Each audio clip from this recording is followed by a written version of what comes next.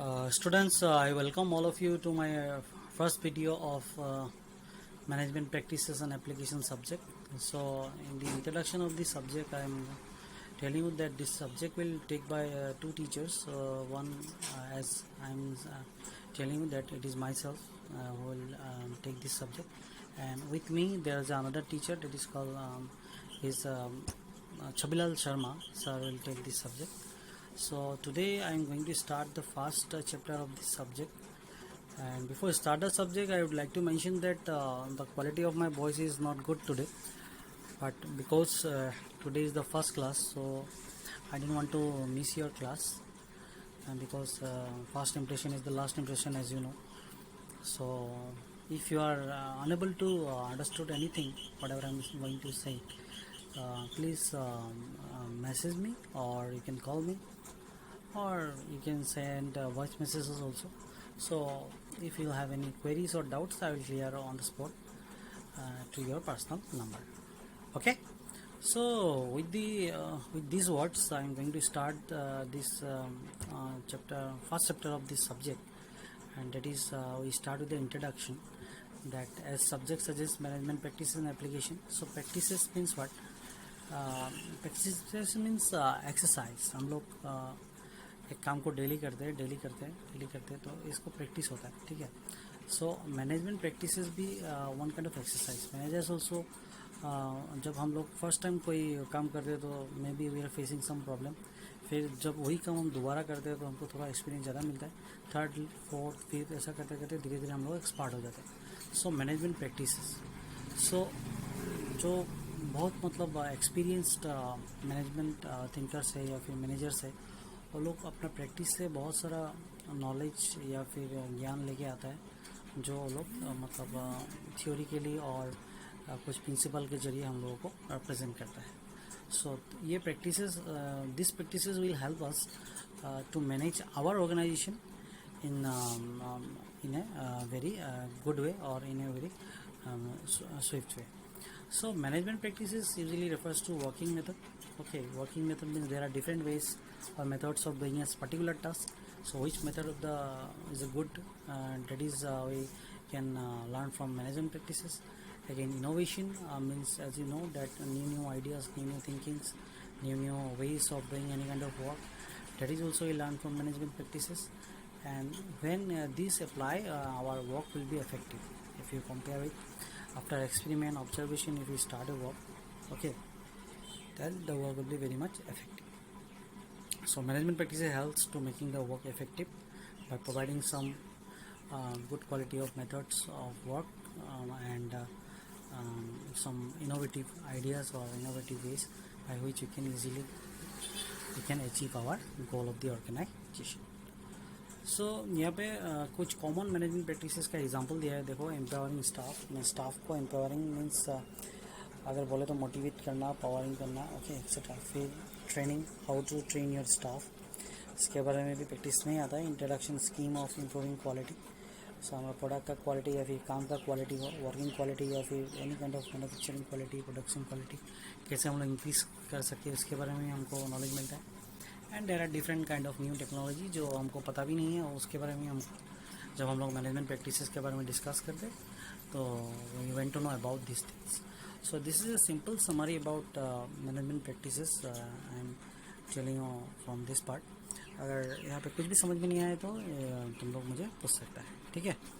तुम लोग मुझे कॉल कर लेना, नहीं तो मैसेज कर देना, मैं फिर से उसको समझा दूँगा. बिकॉज फेस टू फेस जैसा हम लोग तुमको समझा सकता है, it's not possible to deliver everything in audio presentation, but I am trying to give everything from my level best. Okay, so moving towards our next topic of this chapter, that is called need for study. Why it is need to study management practices and application. हम लोग जो ये subject पढ़ रहे हैं, पढ़ने जा रहे हैं या फिर स्टार्ट किए हैं थर्ड सेम में, क्या ज़रूरत है, what is the need for study of subject, study this subject, ये सब्जेक्ट पढ़ने का ज़रूरत क्या है, ठीक है. सो यहाँ पे देखिए, there are so many theories are made by our managers. जैसे कि टेलर हो गया, फिर फेयल हो गया, वो लोग बहुत सारा थ्योरी या प्रिंसिपल लिख के गया. सो अगर वही प्रिंसिपल और थ्योरी हम लोग पढ़ते हैं सो जो मुझे पता नहीं था वो मुझे धीरे धीरे मतलब उन लोगों को प्रिंसिपल या प्रैक्टिसेस पता चलने से मुझे धीरे धीरे पता चलता है, ठीक है। सो वो लोग मुझे हेल्प करता है to do my work, okay. तो इसलिए भी उन लोगों का प्रैक्टिसेस स्टडी करना बहुत ज़रूरी होता है। फॉर एग्जांपल मैं देना चाहता हूँ, जैसे कि हो गया division of work. But division of work क्या होता है, अकॉर्डिंग टू स्पेशलाइजेशन। मुझे पता नहीं था, बट पढ़ने के बाद हम लोगों को पता चल गया, ठीक है। फिर हो गया suppose method study, motion study, techniques पढ़ा था, तो वो सब क्या है हमको पता चला।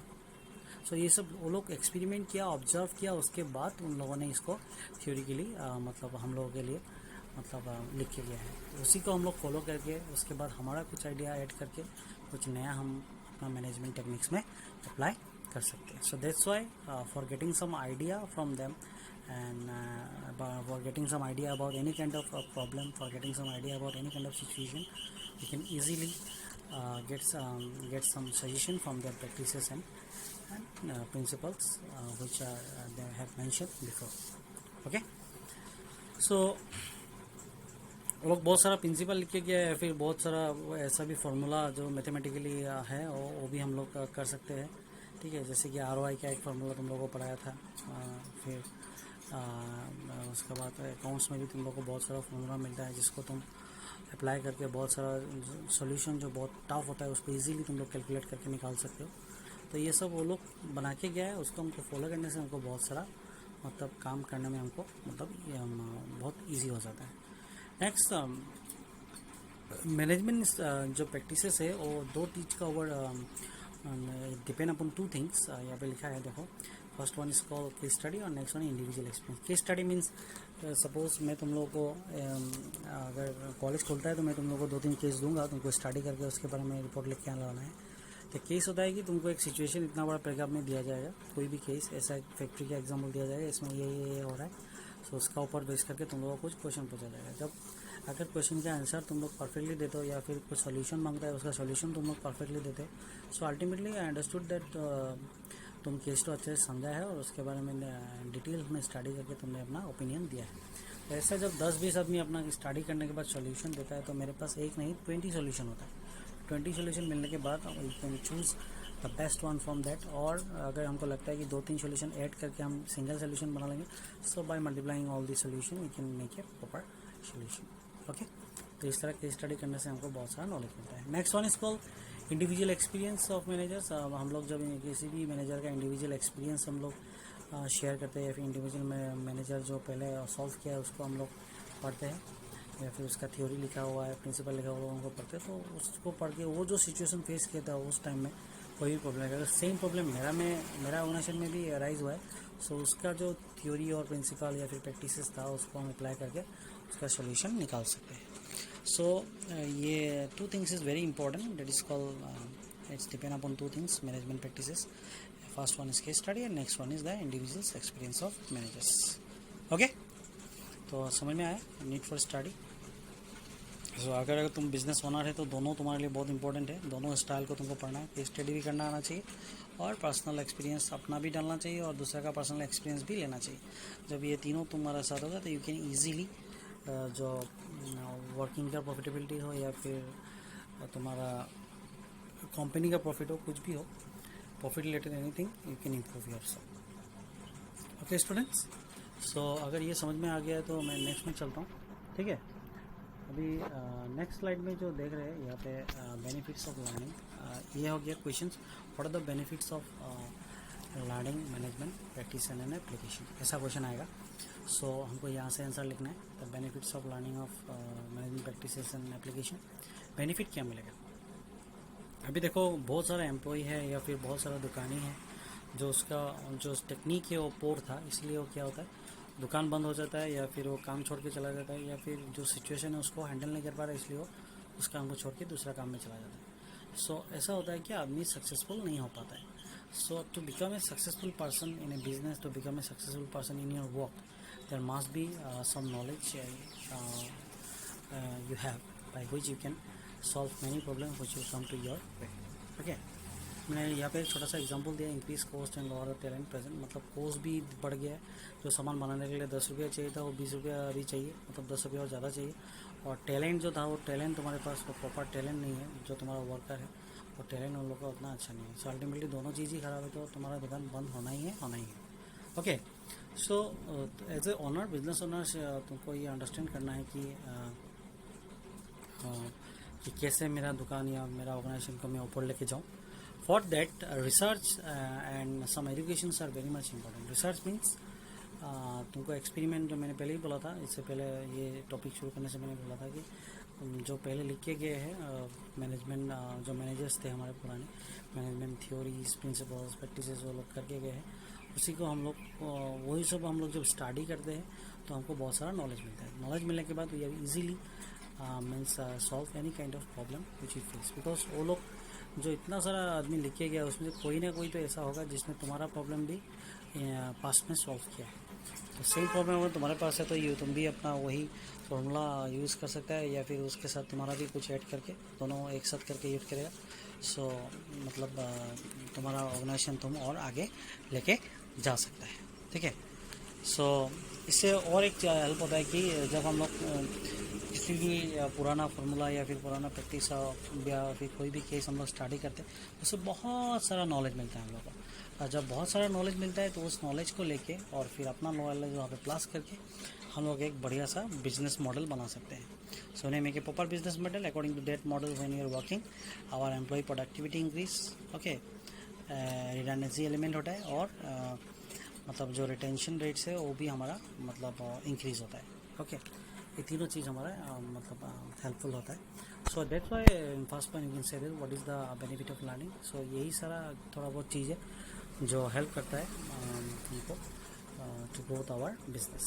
ओके, सो अगर इसमें थोड़ा सा भी डाउट हो तो तुम लोग मुझे पूछ लेना। ठीक है, नेक्स्ट चलते हैं हम लोग नेक्स्ट पॉइंट पे, limitation of theory and practices. ये थ्योरी एंड प्रैक्टिसेस का कुछ लिमिटेशन भी है, जैसे कि हो गया ये थ्योरी एंड प्रैक्टिसेस जो है टोटल एक सिचुएशन का ऊपर बेस करके बनाया गया है। ठीक है, ह्यूमन बिहेवियर का ऊपर करके बनाया गया। सो सेम ह्यूमन बिहेवियर, वही बिहेवियर तुम्हारे यहाँ पे भी सेम होगा, इसका कोई गारंटी नहीं है। ठीक है, तो इसका कुछ मतलब लिमिटेशन भी है कि एजिटीज़ जो होता है ना कि अगर सेम फार्मूला यूज़ करें तो सेम रिजल्ट मिलता है, ये ह्यूमन बिहेवियर जो है वो नॉट इक्वल और नॉट इक्वल टू एवरीवन। अभी मैं जो टॉपिक पढ़ रहा हूँ ये किसी को समझ में आ भी सकता है और किसी को नहीं भी आ सकता है, क्योंकि जिसको समझ में आ रहा है उसका बिहेवियर अलग हो गया और जिसको समझ में नहीं आ रहा है उसका बिहेवियर अलग हो गया। ठीक है, सो जिसका आ रहा है उसका अलग है और जिसका नहीं आ रहा है उसका अलग है, तो दोनों का अलग है, दोनों ही ह्यूमन है, दोनों का बिहेवियर अलग है। सो दोनों का बिहेवियर में भी डिफरेंट, बट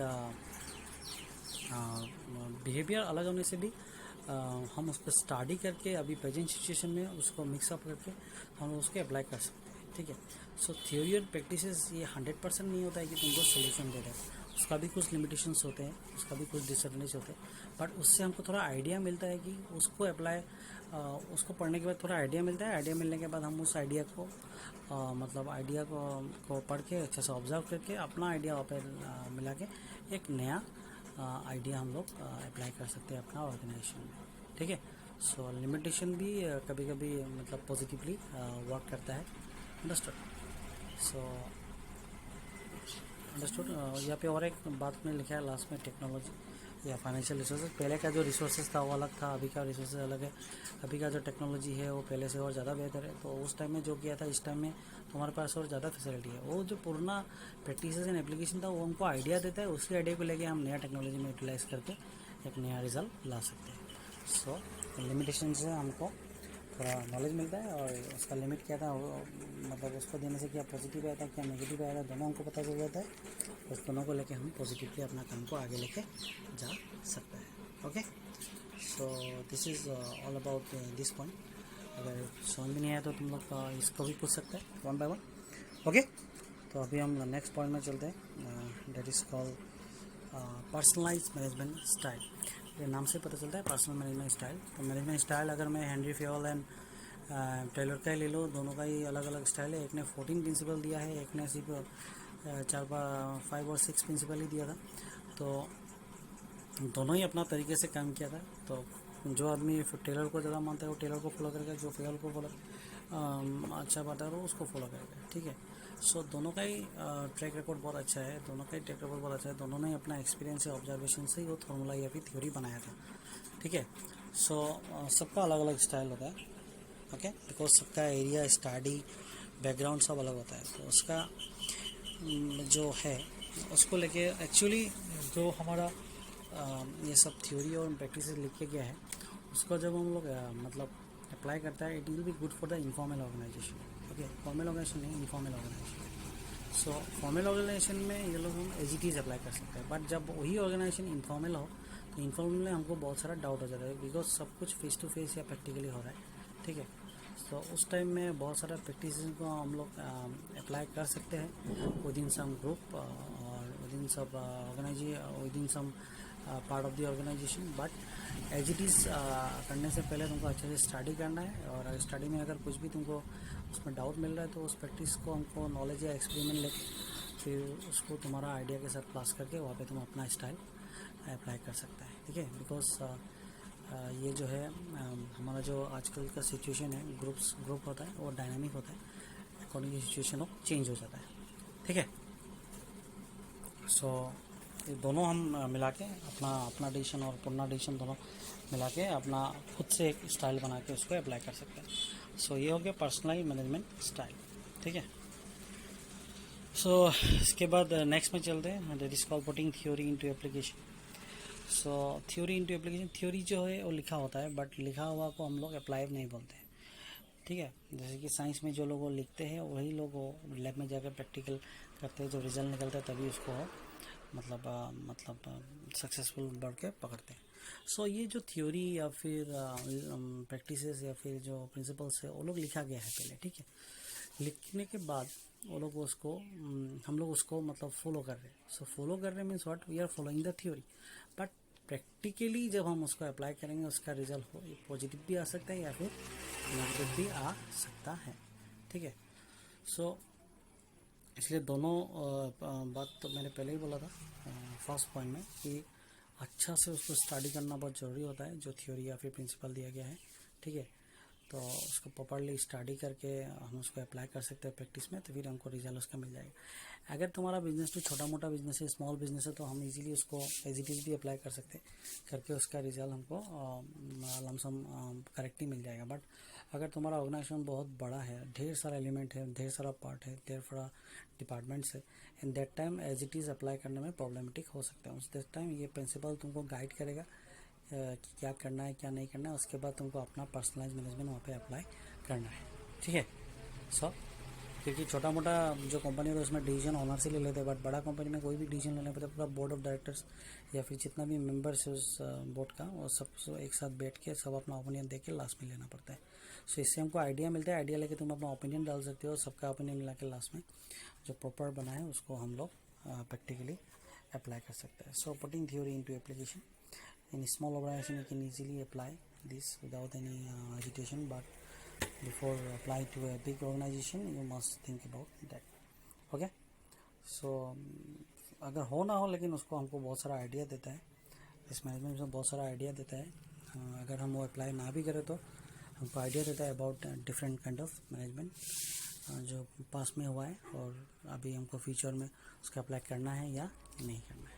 ठीक है, सो ये छोटा मोटा टॉपिक था तुम लोगों का फर्स्ट डे में। ठीक है, अगर थोड़ा सा भी समझ में नहीं आया तो ये लाइंस पढ़ लेना, समझ में आ जाएगा। और इन कंक्लूजन में बोलना चाहता हूँ कि जब हमारा ये वीडियो आज शायद 1 और 2 वीडियो मैं डाल सकता हूँ, अगर सब हो तो 2 ही डाल दूँगा, because your course is very vast. और दोनों डालने के बाद मैं तुम लोगों को मतलब ये जब वीडियो कंप्लीट हो जाएगा तो after 1 hour I will send some questions. उस क्वेश्चन को तुमको विद इन नाइट हमको सबमिट करना है, नेक्स्ट डे तुमको प्रेजेंट दे दिया जाएगा। अगर कोई भी उसको रिप्लाई या प्रेजेंट मतलब नहीं दिया, फिर फीडबैक नहीं आया वहाँ से कि मैं मतलब किसी का भी अगर असाइनमेंट बैक नहीं आया तो उसको हम लोग एब्सेंट ही मान लेंगे। ठीक है, we consider him as absent, और जिसका इसका आता है उसको हम लोग प्रेजेंट करके कंसिडर करेंगे।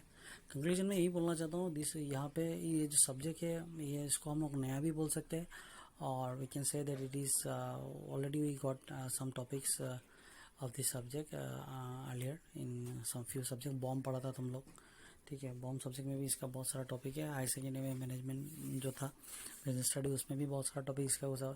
सो हम लोग धीरे धीरे एक एक करके डिस्कस करेंगे। ठीक है, और एक बात बोलना चाहता हूँ, अगर मुझसे भी कुछ समझ में नहीं आया या फिर कुछ प्रॉब्लम हुआ है तो you can ask to any teacher, ठीक है, कोई किसी भी टीचर से पूछ सकते हैं, नो प्रॉब्लम। ओके, सो अगर तुम आंसर लिखना चाहते हो तो क्वेश्चन आएगा, जो मैं पहले ही बोल दिया था तुम लोगों को। क्वेश्चन यहाँ पे देखो, मैं बोल दे रहा हूँ, what is the need for study of management practice and application. तो ये जो मैंने दिया है, एज इट इज़ लिखने से तुमको मार्क मिल जाएगा, ठीक है। उसके बाद यहाँ पे एक और क्वेश्चन यहाँ पे जोड़ देना, what is management practices and what is the need of study of management. ये क्वेश्चन लिखना, व्हाट इज़ मैनेजमेंट प्रैक्टिसेस और what do mean by management practices and application. ये क्वेश्चन डालना, आंसर ये इंट्रोडक्शन वाला लिख देना, ठीक है। और उसके बाद लिखना, what is the need for study of management practice and application. So ये वन क्वेश्चन है 10 मार्क्स के लिए, 3+7 तुम लोग लिख के भेजना। 3+7 या 2+8 ऐसा कुछ आएगा, तुम लोग जैसा है वैसा ही लिख के भेज देना, you will get that attendance.